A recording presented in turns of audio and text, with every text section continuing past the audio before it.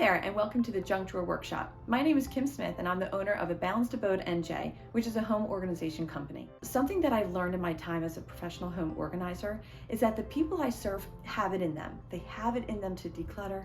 They have it in them to organize.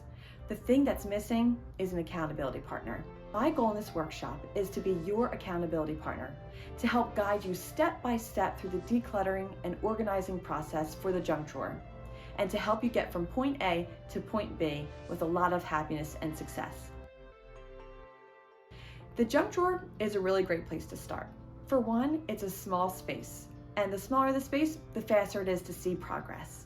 Secondly, a lot of the items in this space are going to be easy to purge. They're going to be broken, they're going to be missing pieces, they're going to be expired. All those are going to go in the trash right away. Also, you're going to find items in your junk drawer that really don't belong there in the first place. So those are going to be relocated and out of the way, making space for the things that you use and touch on a daily basis and making the drawer much more efficient for you. You're going to be able to reach in and grab what you need without having to dig through a bunch of junk. Before you begin in this process, I do need you to do one thing. Not every space in your home requires containment. You don't need the bins and the boxes and the pretty baskets for everything. But the junk drawer is one of those spaces where I will encourage you to buy some drawer organizers. Now, you can find these just about anywhere. Target, Dollar Store, Amazon, there's so many great choices out there.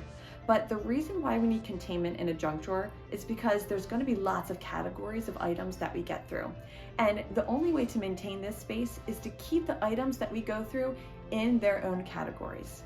And the only way to keep them in their own categories is to keep them in their own separate bins. Some other items that you're going to need as part of this process are a trash bag. We're going to dump things right away and not think about them again. We're going to need a bin for relocating items that don't belong. And you're going to need to take a before picture so that by the end you can see how far you've truly come. Are you ready to declutter, organize, and de-stress with me? Let's get started.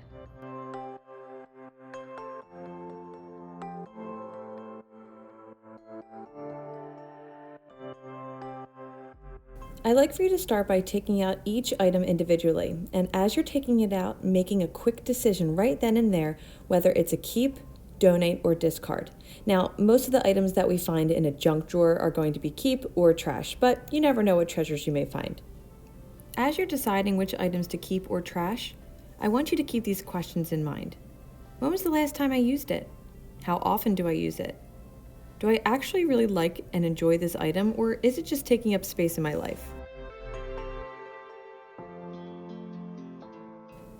Here's a little pro tip. If you come along something that's in a box like these tape dispensers, get rid of the bulky box. You don't really need it, and it's just taking up space. Notice that as I take the items out of the junk drawer, I'm automatically categorizing them on top of the countertop. Why am I doing this? It's kind of like I'm organizing on the go. When it's time to place these items back into the drawer after the decluttering period has ended, they are already going to be in the homes that they belong in. If you come across a lot of keys in your junk drawer and have no idea what they go to, then it's probably time to just let them go.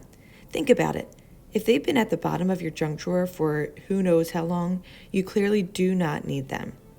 However, if there's a key that you'd like to keep and test out on something in a different part of the house, go ahead and throw it in the relocation bin so that you can go ahead and figure that out at another point in time.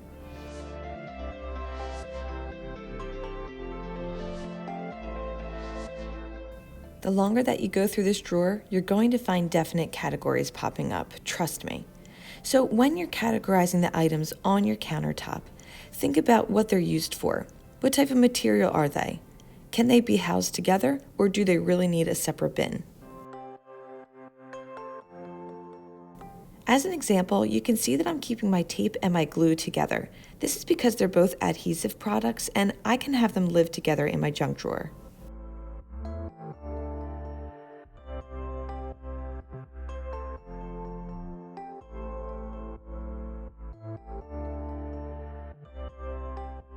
Here's another pro tip. If you come across a lot of technology and want to start labeling it so that you remember exactly what it belongs to in the future, you can either use a Sharpie or just something like painter's tape, where you slice a little piece off, put it around the wire, and then label as to what it goes to.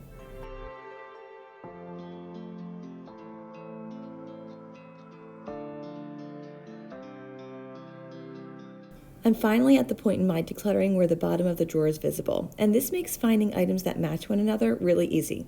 For example, I just found all the scissors that are in my junk drawer and was able to quickly put them together. This is where the process really starts to pick up.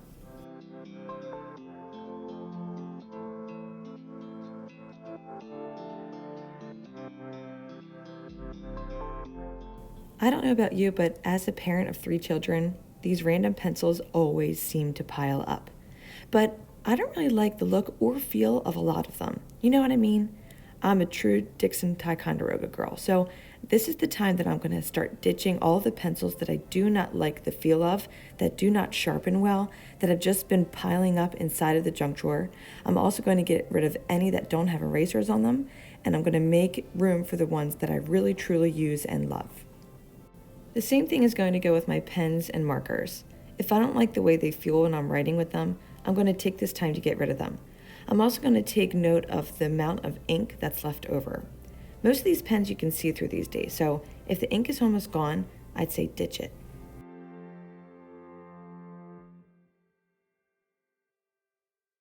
I'm going to go ahead and fast forward through the rest of my junk drawer declutter because I'm going to be following the same tips and strategies that have been outlined so far. This would be a great time to press pause so that you can catch up with your decluttering process, and we'll meet back when it's time to actually clean out and organize the drawer.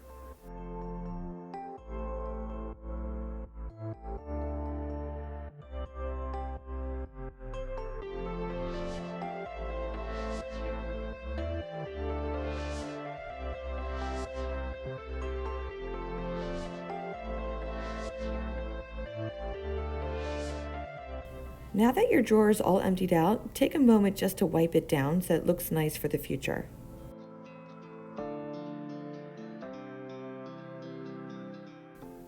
Now it's time for the fun part, putting it all back together again. Now you can go ahead and tackle this in 2 different ways. You can either use your drawer organizers to set up your drawer and see what fits where, putting it together like a puzzle, or you can put the items that are on your counter inside of the bins and then try to manipulate them inside of your drawer that way. No matter which strategy you choose, I want you to keep this in mind. Make sure that the bin size that you choose is not wasting any space. You don't want to choose a really large bin for something that's small because that vacant space is going to end up being filled with something that doesn't belong. And that's going to end up causing frustration because your drawer isn't going to be maintained with the like items in their homes. As someone who prefers to be a micro organizer, I chose to keep my writing utensils separate from one another. My pencils stayed with pencils, and then in a separate bin, my markers stay with markers. Now, this may not work for you. You may not care about that. You may be more of a macro organizer, which means that you may prefer to put all of your writing utensils together in one bin. That is perfectly fine. You have to do what is going to work long-term for your brain. All right, if you are watching this video, friend, it means that you have made it to the end of the organizing journey. I cannot wait to be able to celebrate your success with you. Please make sure you take an after picture of your junk drawer so that you can celebrate your own success looking back at how it started to where it is now. And if you'd like to email me with your picture so that I can celebrate with you, please send your before and afters to abalancedabodendj@gmail.com. Until next time, see ya.